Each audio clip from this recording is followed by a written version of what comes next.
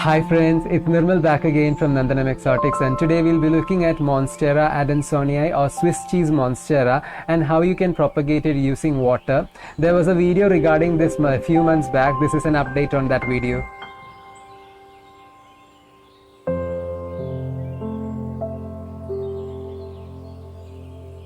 So guys, here you go. This is the result of 3-4 months of growth in water. I have not given any sort of fertilizer or anything. I just kept on changing the water in the glass. So this is how many shoots that the plant has produced. Friends, it's not mandatory that you have to wait for 3 or 4 months to transplant it into soil. I just got caught up and this was delayed actually. So guys, if you remember my last video, we took stem cuttings with just a single leaf node.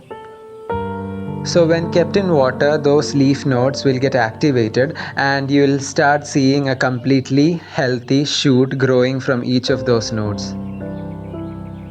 So now we'll see how we can transplant this from water to soil medium. It is a big transition for the plant, so we'll have to do some extra steps to make sure the plant is healthy.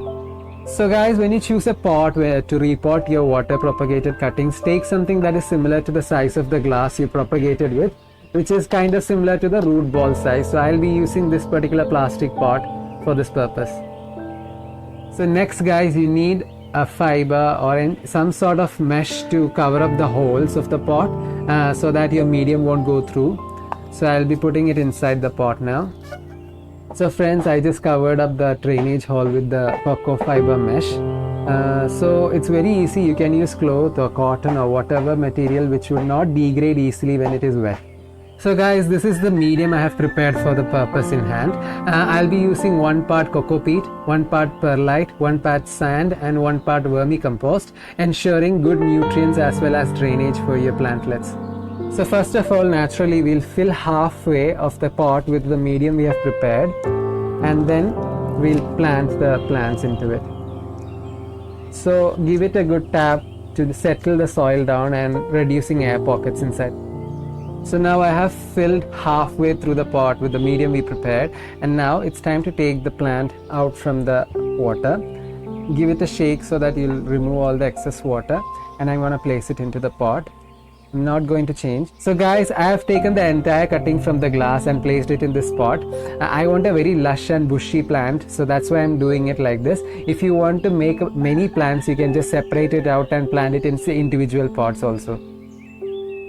So guys, now we can fill the remaining soil into the pot and give it a soil level up to this level so that there is still some space for watering the plant in the future.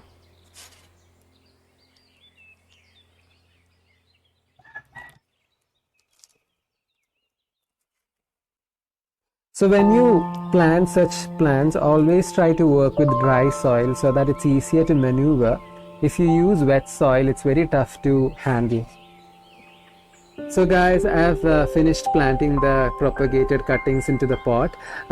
Always leave about ½ an inch of space on the top for watering your plantlets, otherwise the soil will spill out each time you water your plant. So guys, once you finish transplanting the plant into the new pot, give it a good watering and let the excess water drain off. Then what I did is I put a plastic cover around my pot to keep the humidity high. This will help the plant transition from water to soil. So friends, once you transplant your plant from water to soil, it is a big transition for the plant to adjust. So keep it initially in shade, and once it starts producing new leaves, you can slowly move it to higher light levels. So guys, that's all you have to keep in mind when you transfer your water propagated cuttings to soil. This is much more easier if you do it in the monsoon season when the humidity is very high. But if you are doing it in the summer, always try the cover method. So friends, I hope you guys found this video entertaining and useful. So if you feel like watching more videos from the channel, consider subscribing and press the bell notification button and choose the all option for all my future updates.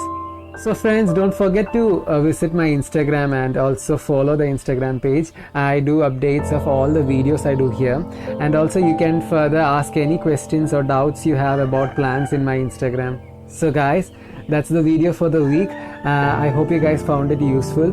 So I'll be back with a new video regarding plants and gardening next week. Until then, stay blessed. This is Nirmal signing off.